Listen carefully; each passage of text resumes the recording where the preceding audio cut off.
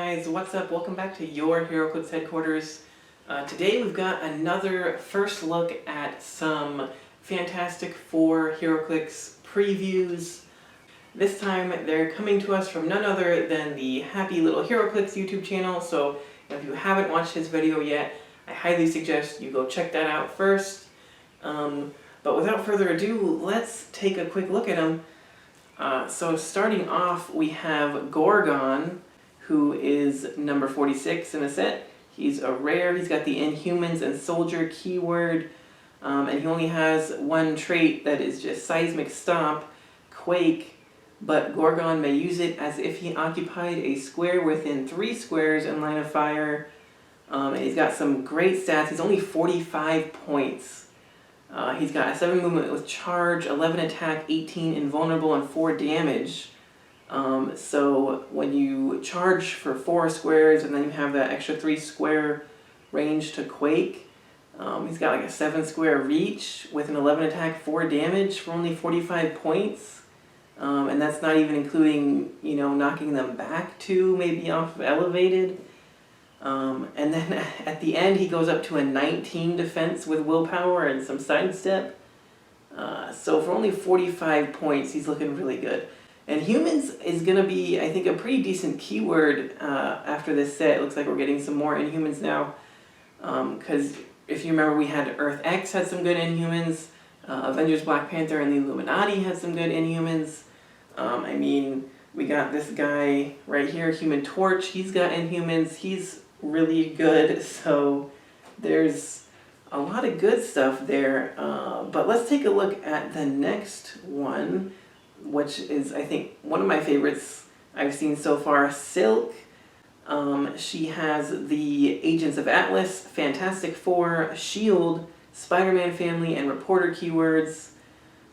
She's number 51, she's a super rare, and she has improved movement, ignores hindering, and elevated, which is awesome.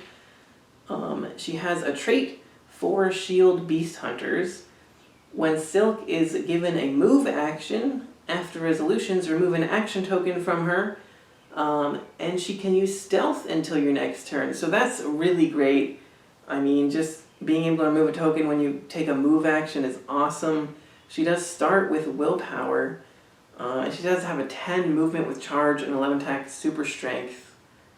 But then her next trait, Silk Sense, super senses but succeeds on a 4 to 6. Protected outwit, so that's really strong, and reminds me of the Spider-Man we just got in Captain America and the Avengers that had the exact same traded super senses on a 4 to 6 that were protected outwit.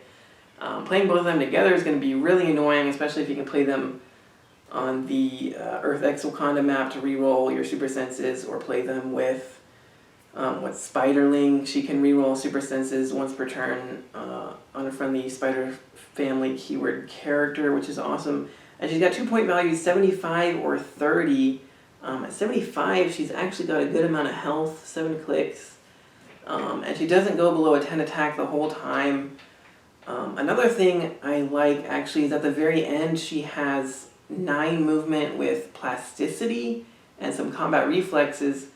I think that's going to be good, because with that trait, if she does get knocked onto her last couple clicks, you could break away with that plasticity. You can ignore hindering and elevated already, and then you can just get away, and then you can remove that action token immediately and have stealth to protect you, and she can just kind of keep running away if she has to, hopefully to get back to somebody that might have support. She does have the Fantastic Four and Spider-Man family, Spider-Man ally team abilities, which are awesome. I love seeing Spider-Man family characters with good team abilities. We're finally getting some to copy, and I have to bring him up again. The Human Torch has Spider-Man family and Fantastic Four, so there might be something there too. Human Torch, I think, is going to be good. Anyway, he's so great. But back to her. Now, Happy Little Heroclix, I watched his video already. He did say that Silk would be a good taxi, carrying character, and I agree with that. If you can get a good character that has, the Underworld team ability, maybe the Suited Henchman from the Batman animated set is only 5 points. He doesn't break theme, You could get Underworld team ability to carry your people around. And then if you play her at 75, you can probably carry 2 if she's higher points. And then another one I want to use with her is copying police team ability from the Earth X Spider-Man, the old man, chubby Spider-Man. So then after you carry people up, you could then switch her to police team ability, and she could be able to, lower the defense of opposing characters after somebody, for your own ranged attacks on your characters. Lots of good stuff to like about her, but we should probably be moving on. I really like that one. The last one we have here is Valeria Von Doom, which is awesome. It looks like the chase set is going to be Doom Family, which is going to be great. She's got the Battle World Other keyword, Fantastic Four, Latveria, Runaways, and Scientists. She has a trait Hunting Anomalies from Other Worlds, free, roll a d6, and place Valeria Von Doom up to that many squares away. And when opposing character is placed within 4 squares in line of fire, after resolutions deal them 1 penetrating damage. So that's great. She's automatically got either a 1 to 6 square free movement every turn, and that's pretty much anti-colossal retaliation. If they get placed within 4, then you're going to, after resolutions, be able to hit them for that 1 penetrating damage. Hopefully they don't hit you with their retaliation. But besides that too, something I think is really cool, she has Force Blast on her last click. Now starting out, she does have Sidestep, a 10 attack, 18 defense with Energy Shield, and 2 damage with a special power, and a 6 range, and the Minions of Doom team ability. But she does have that Force Blast on that last click, and that makes me think that since Force Blast, knocking characters back in general, is technically a placement. So I do believe that if you were to roll for Force Blast and knock somebody back, as long as they were still within 4 squares in line of fire of her, you could deal them that 1 penetrating damage for free, which is going to be a good combo with some of those, like the Mandarin Ring that can give you Force Blast as a free action, or to knock a character back 1 square, maybe. Would be really cool to see on her. And also TK places people, telekinesis, so if the Sue Storm chase maybe was to use your telekinesis to place one of their opposing characters closer to you and within 4 of her, and then she could deal them a penetrating damage, and you could kind of set up a kill box that way, maybe would be a really cool strategy to see too. But moving on, her other trait, when a friendly character KOs an opposing character of lower points than them, give Valeria Von Doom an action token that does not deal penetrating damage. I'm not really worried about that at all, because 9 times out of 10 she's just going to be doing free actions the whole turn. Free action to move, free action to sidestep, and then her other trait, or her damage power, leadership and perplex. And when Valeria Von Doom uses leadership and succeeds, choose a friendly character within 4 squares in line of fire, and that character can use Outwit until your next turn, which is insanely good. Leadership, perplex, and granting Outwit to another character when you succeed on your leadership is going to be a great combo. And she's Latveria, so you could use that new Doom Castle map that gives you a reroll to leadership on one of your characters. Now we haven't seen what the probably God Doom chase does yet, so maybe you'd want to use that on his leadership, but if not, her leadership would be great to use that on too, just to give people Outwit. And then of course, again, comboing with the Sue Storm, giving that +2 perplex to the Battle World Other keyworded characters, which looks like they might all have that keyword. I think it's going to be a pretty strong team, and I really hope to get all those chases. But that's going to do it for this preview.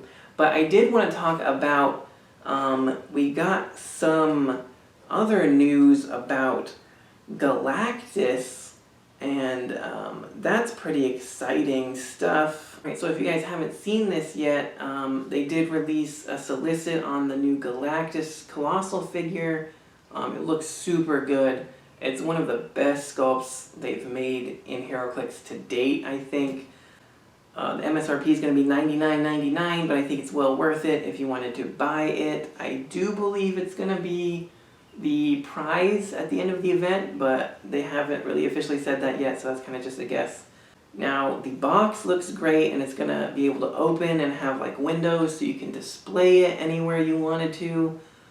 It's going to have a 3x6 base, which is great because I think we haven't had a 3x6 base character since the last Galactus. So it's good that they're actually giving him the proper treatment for the size that he deserves. He's going to be, it says, more than a foot tall, so he's going to be huge. He's going to be a big, big guy, which he needs to be. Galactus is the biggest, and he's going to have 4 dials, 2 of them representing Galactus himself, for a total of 32 clicks of health. Or as the badly translated Taiwanese one we got before this said, 32 grids of blood, which is hilarious, and I'm going to want to say that every time from now on. But he also has a never-before-seen elemental converter dial, which will allow him to devour the map in some way, which I can't wait to see what that does. That's going to be crazy. And he's going to have 6 point values, anywhere from between 750 to 100, or just utilizing the Herald dial at 25 points. And so it says he's going to start with an 11 range, 15 attack, 21 defense, and 8 damage, which is nuts. Those are some of the highest values we've ever seen, but we've only ever seen values that high on a Galactus, so it makes sense. And I'm glad they're giving him the stats he deserves. Alright, so the Herald dial is 25 points. It looks like it starts with phase teleport and then goes to hypersonic and then running shot and then charge. And then it looks like quake, penetrating blast, pulse wave, and then a 6 as well with the pulse wave click. And then it goes to range combat expert, outwit, perplex, and then prob twice with prob and pulse wave on the last click with the 1. And it counts down 6, 5, 4, 3, 2, 1 on all those clicks. And it has a power that basically says if you are in an opponent's starting area, you can take a power action and roll a d6, and if you roll equal or higher than the number on this Herald dial, then you can bring Galactus in at his 100-point line, which is going to be nuts. We still don't know what the elemental converter is yet, but then we did get a look at his 250 and 100-point lines. So at 100 points, he's going to start with an 11 attack. It looks like an 11 attack, maybe pulse wave, with maybe an 18 invulnerable and 4 damage with outwit. It's pretty blurry, so I'm going to put it on screen. I'm sorry, it's really blurry. It is just a screenshot of a video that they posted earlier. But I mean, he does have a 0 movement, but they also said on the video he has a trait where you can basically place him. You can place him anywhere on the map or within range or something like that. I can't remember. It doesn't say here on any of these screenshots. And I watched the video a few hours ago, so I'm a little hazy on it. But, I mean, you don't really need any movement if you can just place yourself really far away. And it said something about destroying a bunch of blocking if you wanted to place him on blocking, which is really great. And then you have an 11 attack, 4 damage. You know, he's power cosmic, he's got an 11 range triple target, it looks like. So, pretty nuts. And then at 250 points, he's going to start with a 12 attack, penetrating blast, 19 invincible, and 4 damage with prob. So, even at 250 points, he's going to be quite the monster. But anyway, that's all I have for you guys today. I really hope you enjoyed this video and this look at some of this new stuff. I'm super excited for this set, and especially this Galactus figure. I think it's going to be a great set, and I hope it's going to be a fun event to hopefully win this Galactus. Anyway, if you guys like this video, go ahead and leave me a like, and let me know any questions you have in the comments, or just if you want to talk about this set, you know, I'll be there, you can talk about it. And until next time, this has been Heroclix Headquarters, signing off.